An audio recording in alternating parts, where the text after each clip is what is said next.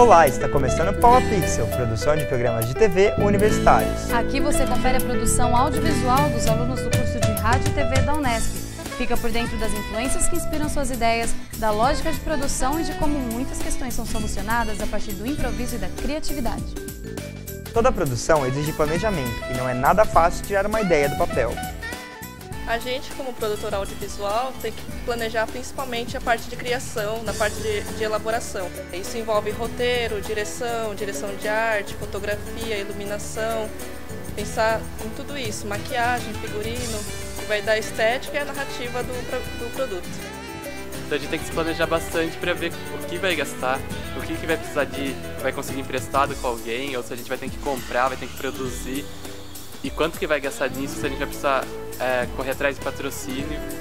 A principal dificuldade encontrada em realizar esses produtos audiovisuais aqui na faculdade são os recursos, que a gente tem que se virar com o figurino, com a luz a gente tem que usar que tem aqui no estúdio, que não são muitas, as câmeras, a parte técnica mesmo.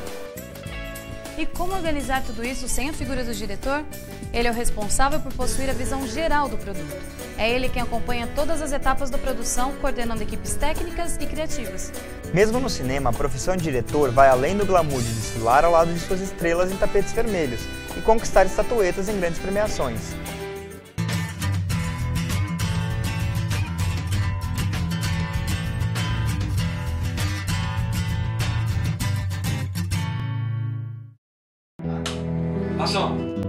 Interpretar o roteiro, escolher o elenco junto ao produtor, selecionar locações de filmagem, aprovar cenários, figurino, coreografia, música e composições de cena são algumas tarefas das quais se encarrega o diretor.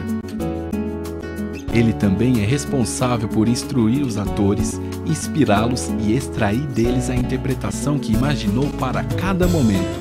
Plano do café, o plano dele achando lindo. Não se mexe enquanto não tiver café cheio na xícara, nenhum dos dois. Parou o mundo para acontecer essa cena. Em alguns casos, essa função é assumida por outro profissional, conhecido como diretor de atores, mas boa parte dos grandes diretores não costuma abrir mão dessa experiência.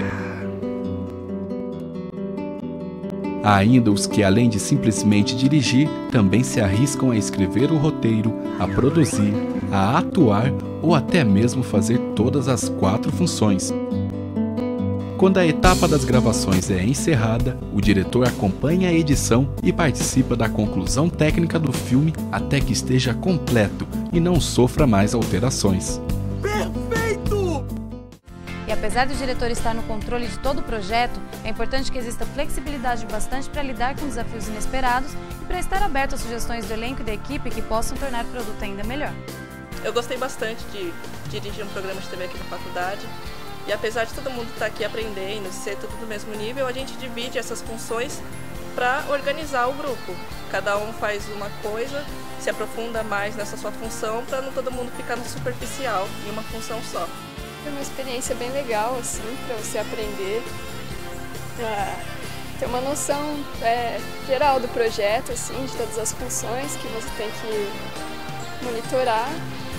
Conversar com o pessoal, né? Uma troca criativa, assim, você tem uma ideia e todo mundo vai colaborando nas diversas áreas. Na televisão isso também acontece, mas a direção se divide entre 2 profissionais que executam funções diferentes. O diretor de programas é o responsável pelo planejamento e execução dos diversos programas que vão ao ar. É ele quem aprova o roteiro e comanda a equipe de produção para que o programa seja produzido.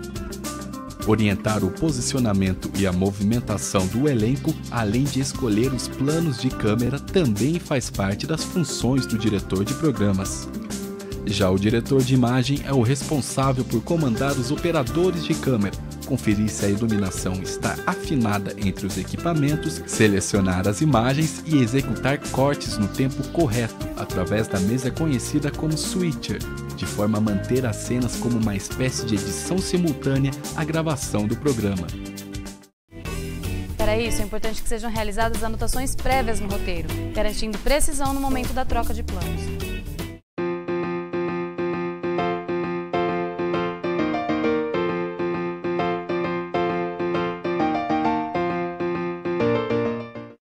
tem dois diretores que eu gosto bastante, assim, vou falar de um nacional e um americano, né?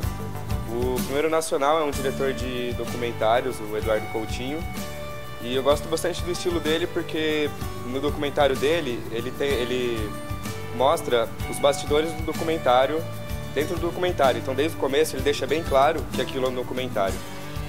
Ele luta bastante por essa política assim, cinematográfica de você revelar que as circunstâncias em que aquilo estão sendo filmadas. Talvez, não sei se é uma maneira de ficar mais real, mas eu acho bem interessante, assim. Então, por exemplo, ele vai começar um filme e ele mostra um cartaz que ele colocou numa comunidade, um filme numa favela. Entrevista para o documentário tal, R$50. Então todo mundo sabe que as pessoas que foram lá foram porque tinha dinheiro envolvido e também elas quiseram ir, entendeu? Então eu acho que essa aproximação da realidade que ele consegue dar, mostrando os bastidores do documentário, é bem interessante. E do Tarantino, o que eu gosto nele, o Tarantino que é um diretor de ficção, né, bem diferente, estilos opostos, que assim, o jeito também que ele deixa bem claro as referências que ele usa, né? Parece até às vezes uma paródia, assim, mas às vezes ele coloca as referências de filmes orientais dentro de um filme e mistura com referências pop, americanas, e também espaguete italiano, aquele negócio de ter 3 pessoas numa sala, cada um apontando uma arma para o outro. Então ele consegue unir diferentes influências dele no mesmo filme, isso que eu acho mais interessante.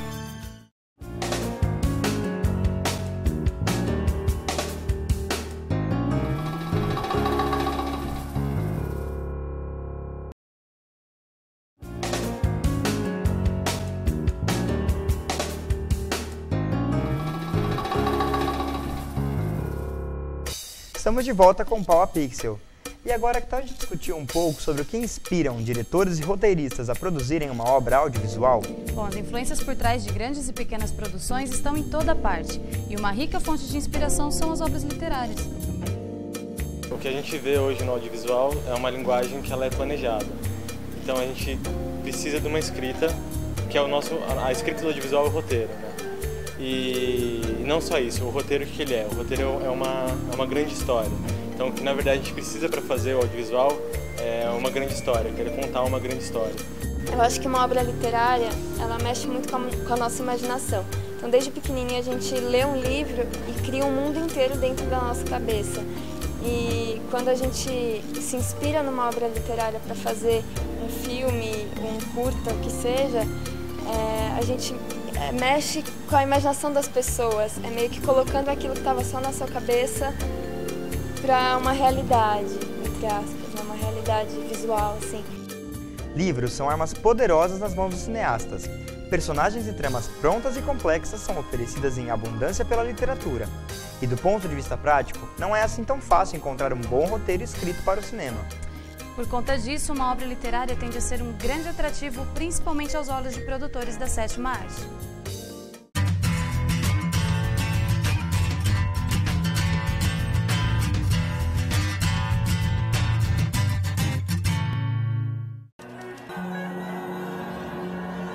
Adaptações literárias costumam atrair pessoas que já leram a obra, pessoas que não leram, mas têm vontade, e até mesmo aquelas que nem sabem que se trata de uma obra literária, ou como dizem por aí, um filme de livro.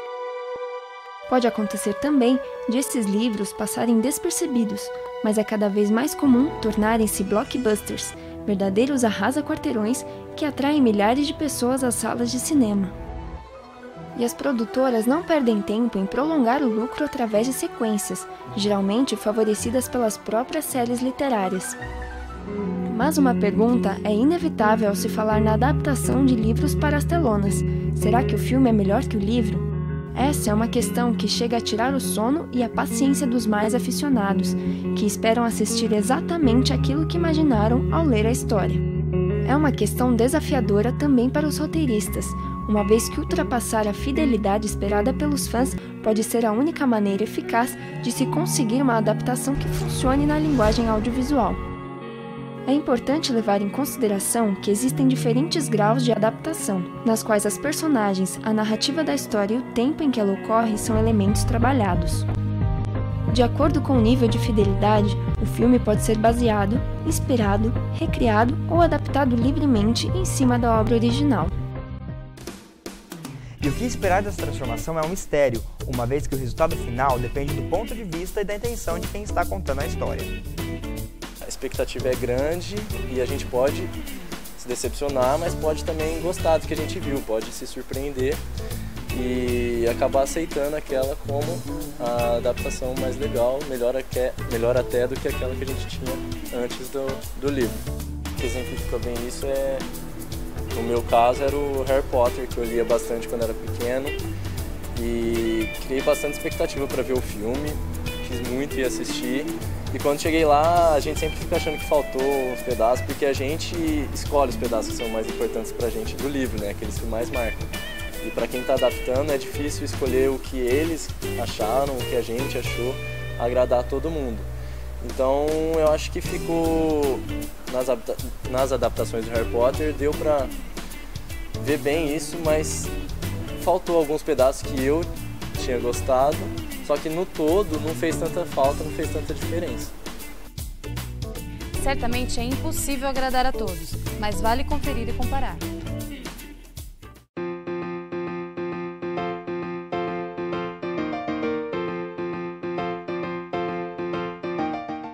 O processo de adaptação literária demanda uma série de cuidados quando você vai transportar uma obra que foi construída pensando numa linguagem escrita para o processo audiovisual. E aí não existem regras muito formais. Antigamente existiam mais regras, o processo era muito mais exigente, muito mais restritivo, mas cada vez mais se defende uma lógica de uma adaptação criativa acima de qualquer coisa. A gente tem diversas formas de adaptação. Você pode fazer uma adaptação que você se mantenha fiel à obra, seguindo exatamente o que está dentro daquela narrativa, como você pode se inspirar, você pode se basear. Então você pode pegar como ponto de partida daquela obra, simplesmente os personagens ou a ideia da história e transformar em uma nova história. Ou mais do que isso, de repente dar continuidade àquela história. Hoje a adaptação literária é você conseguir, a partir do que você está assistindo, identificar elementos que te remetem à obra, mas você não tem aquela obrigatoriedade de seguir padrões e regras, ou perfis, ou narrativas, ou períodos temporais. Isso é totalmente liberado. E aí você tem uma característica curiosa aí, que é a habilidade, né, ou talvez até um desafio de conseguir fazer com que o público que gosta da obra original também goste da obra adaptada. Então, a sacada agora é fazer com que o público fiel àquela obra original, né, o leitor fiel, entenda o que é um processo de adaptação, até para ele não ter muita frustração quando ele se encontra ou se depara com uma obra que foi simplesmente, serviu simplesmente de referencial ou ponto de partida. O público deve ir para um processo de encontro com uma obra adaptada livre daquelas amarras da obra original, para conhecer e ter acesso a um produto novo, na verdade.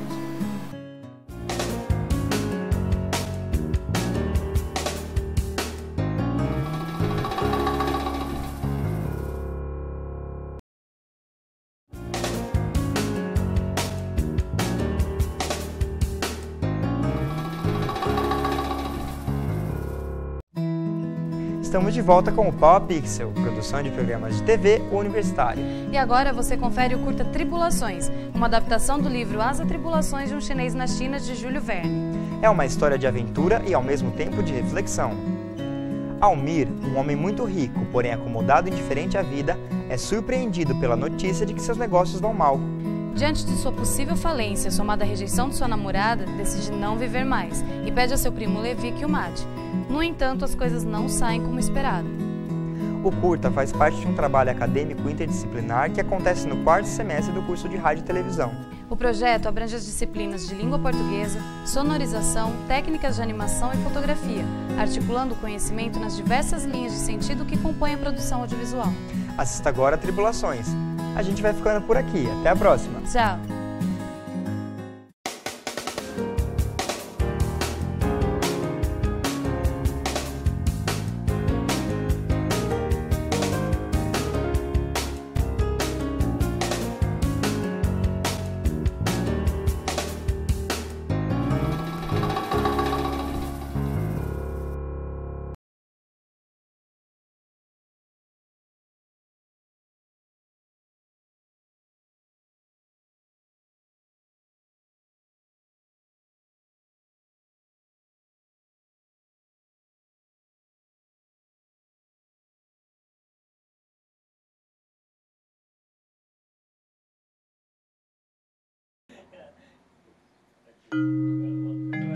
A vida é uma experiência curiosa.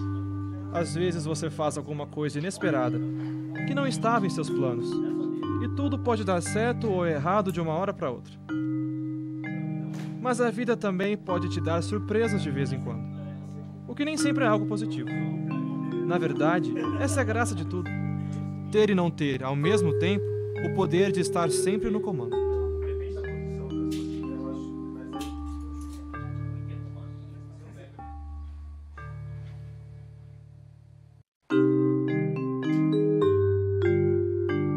Mas se você não é feliz nesse mundo, é porque a sua felicidade tem sido apenas negativa. Vida e saúde são valorizadas da mesma forma. Só quando estão ameaçadas é que nós damos a devida importância. Eu continuo a insistir que quanto mais conhecimento você tiver, mais feliz você vai ser. Lógico que não. Quanto mais conhecimento se tem, mais rápido chega à conclusão que não sabe nada. E ainda acaba ficando deprimido. Sim, mas o sei que nada sei não é o princípio da sabedoria? Pra mim é o contrário. Quanto mais conhecimento eu tenho, mais cético eu me torno em relação ao mundo. Mas a vida é assim. Ela nos surpreende, nos alegra, nos decepciona. É um grande ciclo. Os problemas e os obstáculos que enfrentamos só nos fortalecem. O Viagra fez mais pela humanidade do que toda essa besteira filosófica em 1000 anos. Você tem que entender que nem tudo está em nosso poder. Almir, fala alguma coisa. Esse é o Almir, diz tudo e não diz nada. Vai, Almir. O que você acha disso tudo? Eu não sei. A vida não é boa e nem má.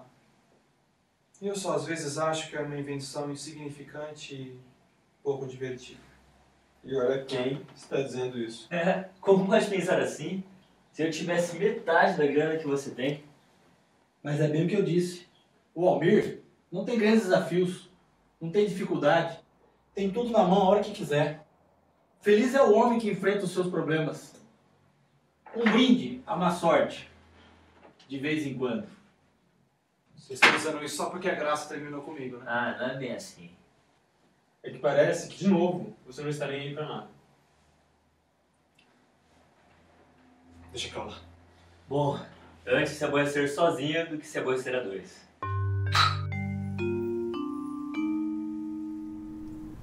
Você vai deixar por isso mesmo? Foi ela quem terminou comigo. Não posso fazer nada. Mas não era você que queria se casar? A graça é especial demais pra mim. Sei lá.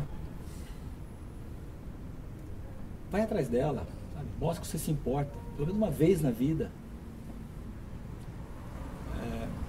Eu já até fui procurar um outro lugar pra morar. Achei um apartamento legal, ali na Alta Vista. Imagina, Davi. Há quanto tempo a gente já não mora juntos? Sou da família. É, né? Mas se depender de você, seríamos só nós dois aqui pra sempre, né? Em meio à crise financeira internacional, Bernard Madoff, executivo e ex-presidente da Nasdaq, é acusado de ter formado uma gigantesca pirâmide especulativa por meio de um fundo de investimentos, que atraiu vários bancos, fundos e investidores de diversos países. No Brasil, o rombo financeiro é estimado em 3 bilhões de dólares e muitas empresas estão perdendo fortunas. Conselheiro.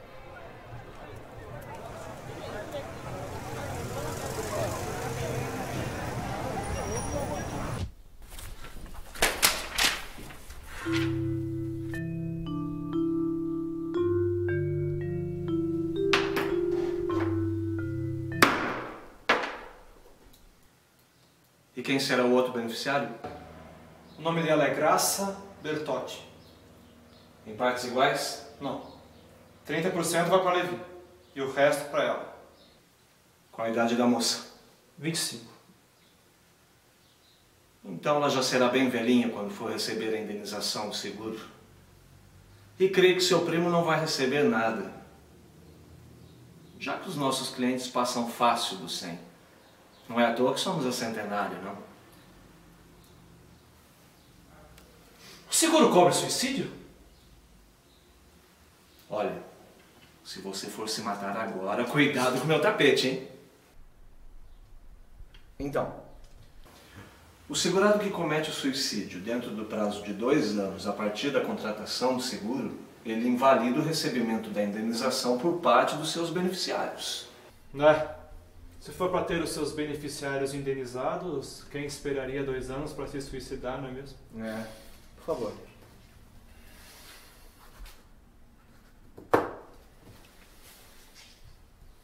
Bom, então é isso. E os papéis ficam prontos em 1 semana. Não tem como adiantar isso para mim? É complicado. Mas nem alguns dias? Eu já sou cliente há tanto tempo. Eu vou ver o que eu posso fazer. Ok. Obrigado. Disponha.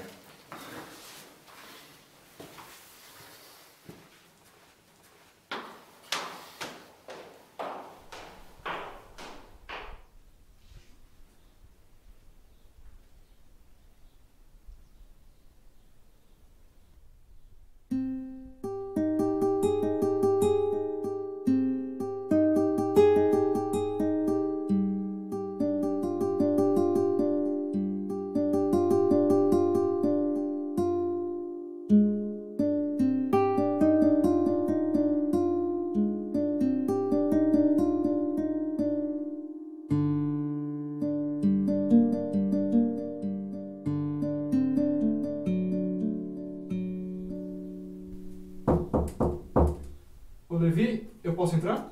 Claro, entra. Você viu na TV o golpe? Vi. Tá acontecendo isso agora. E a Celestial? Perdi tudo, Levi. Tô fudido. Almir, seu destino mudou, cara. Até agora você não se envolveu em trabalho nenhum. Nenhuma paixão que não fosse a graça. Já tá na hora de você encarar a vida de verdade. E te digo mais, a vida tem menos problemas do que você imagina. A riqueza pode não ser tudo nesse mundo, Levi. Mas não vale a pena viver para ter certeza.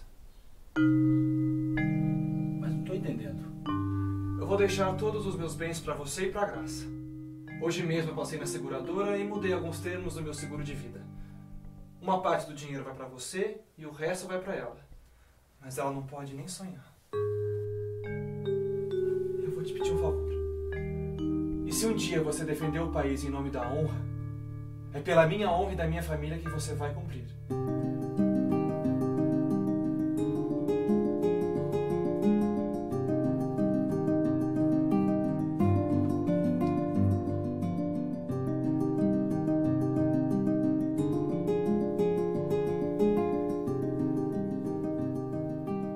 Você vai se suicidar? Não. Você vai me matar. E essa carta de despedida vai garantir a sua inocência. Você tá falando sério? Para com isso. Você tá ficando louco. A decisão já está tomada, Levi. Desistir de tudo isso? Você não vai ter que começar do zero. Não adianta. Eu não vou mudar de ideia. Por que não comete você mesmo o suicídio? Eu aceito morrer covarde. Só não seria um pouco egoísta. Além do mais, um pouco mais de emoção. Prefiro não saber nem como e nem quando eu vou morrer. Isso não seria difícil para quem já lutou na guerra. Não me arrependo de tudo que fiz. E não deixaria de atender ao último pedido de alguém a quem eu devo contas. Até mesmo um desses.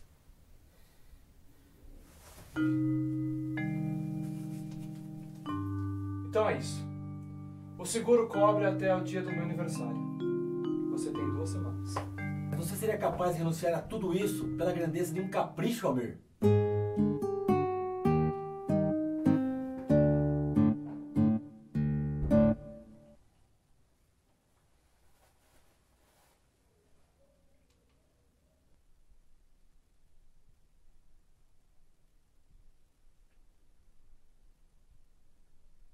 Graça?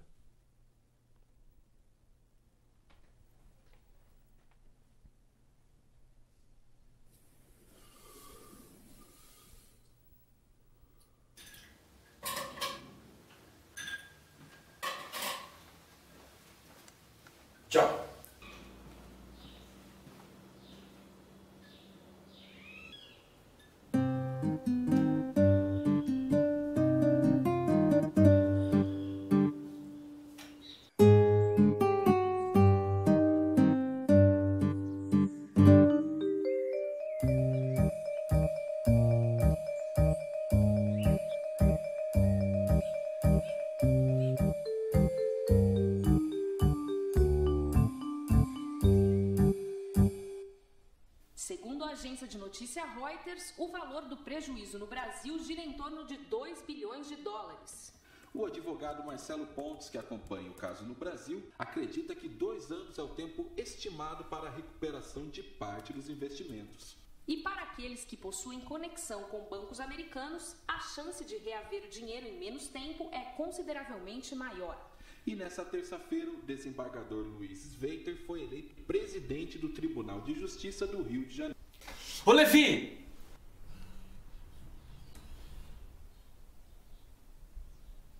O essencial é invisível aos olhos, mas não é invisível para quem sabe ver.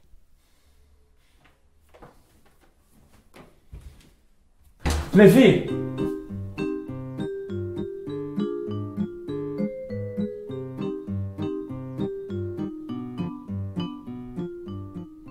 Almir, por favor me perdoe, mas não tenho coragem de cumprir minha promessa.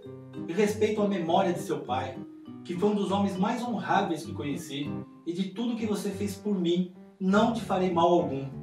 Mas não se preocupe, por mais que esse dever me pese, passei a tarefa para um antigo companheiro de exército, Antônio Oliveira, e a sua carta estará nas mãos dele. Um grande abraço e obrigado por tudo mais uma vez, Levi. Como assim forçar um suicídio? E a carta nem tá mais com o Levi. Isso é um absurdo, rapaz! Isso é pior do que eu pensava! Shirley, chama o Grego e Frito pra mim.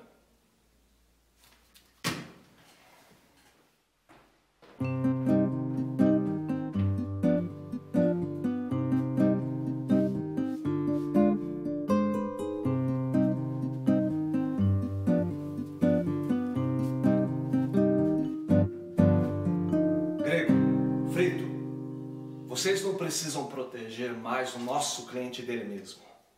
De agora em diante, a nossa preocupação é um tal de Oliveira, um ex-militar aí. E nós vamos encontrar esse cara, vivo ou morto. Não precisa matar ninguém. Eu só quero a minha carta de volta. Como o nosso cliente mais valioso desejar.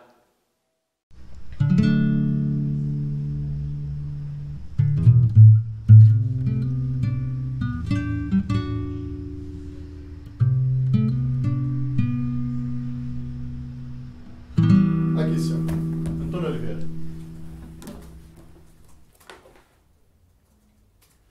Mas tem um monte de Antônio Oliveira aqui. Isso vai ser mais difícil do que parece.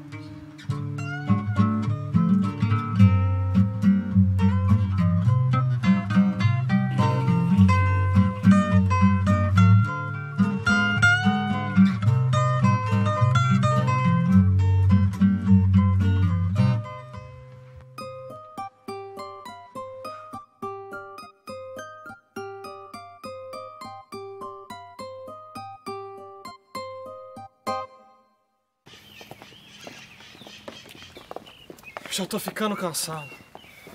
Ainda faltam 7 nomes. O próximo mora aqui, vira na esquina. Espera um momento, senhor. São 6 horas em ponto. Do dia 25. A apólice de seguro expirou. E nosso serviço termina por aqui. Ficamos muito tristes. Mas é hora de dizer adeus. Adeus. Ah, que é isso? Pera aí. Já tá acabando, só faltam 7 nomes. Ei, eu pago o seguro pra quê? Pra vocês me deixarem... Tá feliz agora? Não era isso que você queria, rapaz? Ei, fala direito, rapaz! Vamos!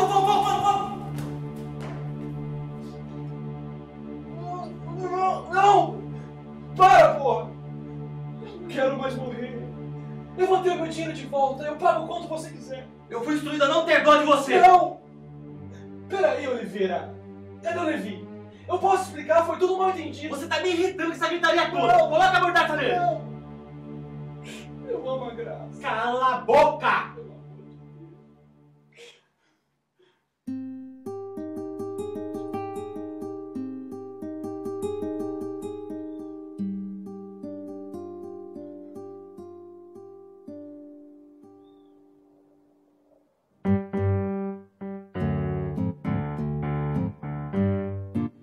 Um brinde é má sorte de vez em quando.